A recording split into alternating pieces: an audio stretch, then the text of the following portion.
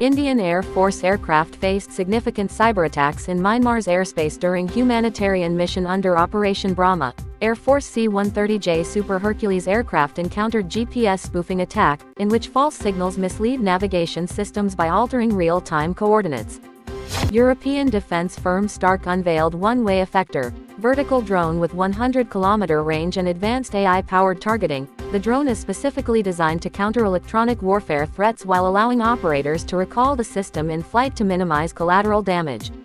China has developed a new modular glide and correction unit for the Huoshi 1130 glide bomb. Depending on release speed and altitude, the bomb can glide between 6 and 65 kilometers.